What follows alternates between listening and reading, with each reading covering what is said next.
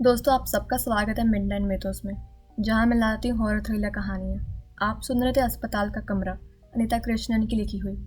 दोस्तों, अगर आप हॉरर थ्रिलर कहानियों के फ़ैन हैं तो मिडनाइट मिथोस को सब्सक्राइब कर दीजिए। धन्यवाद। ऐसा क्यों है? अरुणिमा ने चिंता और खींच के साथ अपनी बाहों को सिकोड़ लिया। पक्के तौर पर मैं कुछ नहीं कह सकती। मैट्रन ने पल्ला झाड़ लिया। तुम आराम क्यों नहीं कर लेती? तुम्हें उसकी ज़रूरत है। स्पष्ट रूप से वह अब और चर्चा से बचना चाहती थी। रेणुका इतनी आसानी से हार मानने वालों में से नहीं थी। अब चूंकि मैट्रन निर्मला ने खुलकर उस कमरे में किसी की मौजूदगी को स्वीकार कर लिया है, तो वह समस्या की जड़ तक जाएगी और उस रहस्य को सुलझाकर ही मानेगी। ऐसा माना जाता है कि किसी की मौत समय से पहले और हिंसक रूप से हो जाए तो उसकी आत्मा को शांति नहीं मिलती है। क्या यह बात सच नहीं है? उसने नर्स को गौर से देखा। इस अस्पताल में कितने ही लोग होंगे जिनकी दर्दनाक असमय मौत हुई होगी। हाँ, ये तो है। अस्पताल हमेशा सुखद स्थान नहीं हो सकता है। निर्मला ने स्वीकार किया और फिर अरुणिमा को देखकर मुस्कुराने लगी। लेकिन एक खुशी भरी जगह भी तो हो सकती है, जब प्यारे प्यारे बच्चे जन्म लेते हैं। गौर कर रही थी कि दोनों भयभीत महिलाओं को खुश करने की उसकी कोशिश बेकार साबित हो रही थी।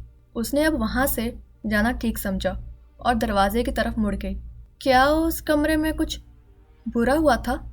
क्या वहां किसी की दर्दनाक मौत हुई थी? अरुणिमा अड़ी रही और अपनी कहानियों के दम पर आधा बैठने की स्थिति में आने लगी।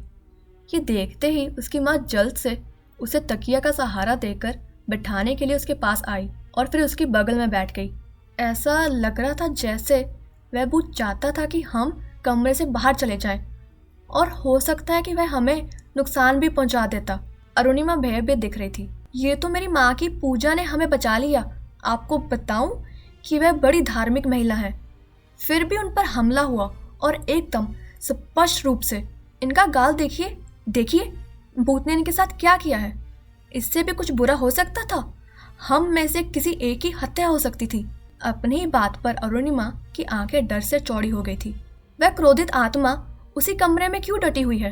दरवाजे के हैंडल पर एक हाथ रखते हुए मैट्रन निर्मला हिचकिचाई और फिर खुली खिड़की के पास खड़ी हो गई। दीवार का सहारा लेते हुए उन्होंने गहरी सांस छोड़ी। लगभग 1 साल पहले उस मनहूस दिन हुई घटना के बाद से वह सामान्य नहीं रह गई थी। अपने ऊपर उस हमले के बाद उन्हें हमेशा ही अपनी जान का डर सताता रहता था। उन्होंने लंबे समय तक इस राज को अपने सीने में दफन कर रखा था और अब वह अपना बोझ कम करना चाहती थी। ठीक है, मैं आप दोनों को कुछ बताती हूँ। उसने दोनों हाथ सीने के सामने बांधे और हाँ में सिर हिलाया। लेकिन मैं जो आपसे कहने जा रही हूँ वह इस कमरे से बाहर नहीं जाना चाहिए, नहीं तो मेरी नौकरी चली जाएगी। बेशक, रेणुका और अरुणिमा ने एक साथ हामी भरी। बात बाहर नहीं जाएगी। हम बस इस रहस्य को सुलझाना और संभव हो तो इस पर कुछ करना चाहती हैं। ये कहते हुए अरुणिमा के होंठ कांप रहे थे। ऐसा फिर किसी के साथ ना हो। वह बहुत बहुत डरावना था। उसने हथेली के पिछले हिस्से से अपने माथे पर छलके पसीने को पोंछा। मैट्रन निर्मला ने बिस्तर के पास एक कुर्सी खींची और दोनों महिलाओं के पास बैठ गई। अपने हाथों को गोद में मोड़कर फिर आंखों को छोटा करते हुए उसने बताना शुरू किया। तो फिर ठीक है, उस कमरे में अजीबोगरीब चीज़ें करीब 1 साल पहले होना शुरू हुई, जब पुलिस गंभीर रूप से घायल एक युवक को अस्पताल के इमरजेंसी में लेकर आई थी। डॉक्टर के आने से पहले मैं ही थी जो उसकी देखभाल कर रही थी। उसने अरुणिमा को देखा और फिर चुप हो गई। वह बैठे बैठे चुपचाप उसके हाथों की ओर देखती रही। उसे अपराध बोध का अनुभव हो रहा था। क्या किसी पेशेंट के साथ इस विषय पर बातचीत करना सही था? क्या ये प्रोटोकॉल के अनुसार था? चुप्पी को तोड़ते हुए रेणुका ने जानना चाहा, वह घायल कैसे हो गया था? एक्सीडेंट हुआ था? दोनों महिलाएं उसकी तरफ जासूसों की तरह देख रही थी, जो किसी हत्या के रहस्य को सुलझाने का इरादा कर चुकी हूँ। निर्मला मुस्कुराने लगी। सब कुछ जाने बिना ये मानेगी नहीं। शायद वह सच में मदद करना चाहती थी। अस्पताल में ऐसे कुछ ही स्टाफ थे जिन्होंने उस कमरे में मौजूद आत्मा का अनुभव किया था, खास तौर पर जो नाइट का स्टाफ था। भले ही उनके साथ मेरे जितना भयानक वाक्य नहीं हुआ था, लेकिन कोई भी इस बारे में खुलकर बात नहीं करता है। ये 2 महिलाएं मेरे लिए वह जरिया है जिनसे मैं नींद में सोए अधिकारियों को कार्रवाई के लिए जगा सकूंगी। इस आत्मा को किसी गुरु की मदद से यहाँ से निकालना होगा। ये दूसरों के लिए, मेरे लिए खतरनाक है। गंभीर रूप से घायल उस आदमी के साथ जो रिश्तेदार आए थे, उनसे हमें पता चला कि परिवार का झगड़ा हिंसक हो गया था। उसके अपने चाचा ने उस पर चाकू से हमला किया था और चाकू उसके सीने में मार दिया था। उसे जब अस्पताल लाया गया तब चाकू उसके शरीर में ही घुसा हुआ था। हे भगवान! अरुणिमा का मुंह खुला का खुला रह गया। मैटर निर्मला ने दुखी होते हुए अपना सिर हिलाया। वह खूबसूरत नौजवान था, अच्छा पढ़ा लिखा और एक अच्छी नौकरी करता था। वह शादी करने के लिए छुट्टी पर घर आया था और परिवार के झगड़े का शिकार बन गया। शायद परिवार में कोई उससे जलता था। ओह, फिर इमरजेंसी ड्यूटी पर तैनात युवा डॉक्टर आया जो हाल ही में भर्ती हुआ एक सर्जन था। तब तक उस घायल युवक का काफ़ी खून बह चुका था, लेकिन वह होश में था। मैं जानती थी कि केस काफ़ी सीरियस है। किस्मत से चाकू ने उसके हृदय को नहीं बेधा था, लेकिन वह उससे कुछ ही इंच दूर रहा होगा। हम उसे तुरंत ऑपरेशन थिएटर में ले गए। एनेस्थेटिस्ट पहुंच गया और डॉक्टर सर्जरी करने के लिए तैयार हो रहा था, लेकिन वह घबराया हुआ लग रहा था। सिर्फ 6 महीने पहले उसने अपना स्पेशलाइजेशन ख़त्म किया था और उसके पास इतना अनुभव नहीं था। डॉक्टर कौन था? अरुणिमा ने पूछा। मैं उसका नाम नहीं लेना चाहूँगी। अब उसका मतलब भी नहीं। वह अब यहाँ काम नहीं कर रहा है। ओह, तो क्या हुआ?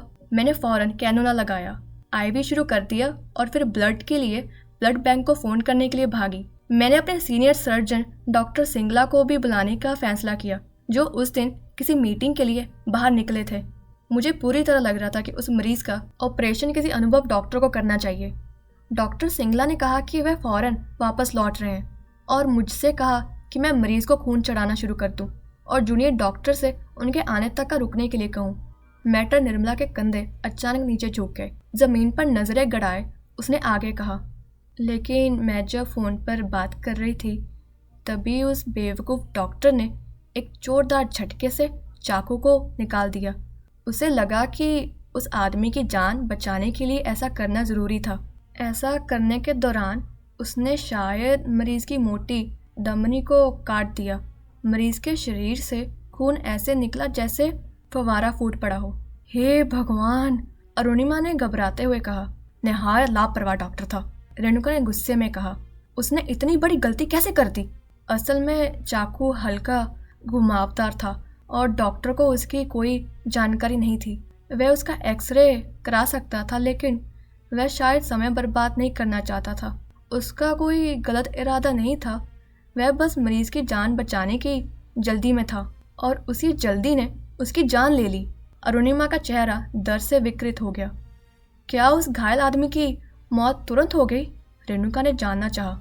नहीं, मैंने दवा लागू कर उसके बहते खून को रोकने का प्रयास किया। मैंने घाव को ढकने का काम आने वाला सारा कपड़ा इस्तेमाल कर लिया, लेकिन खून बहुत तेज़ी से बह रहा था।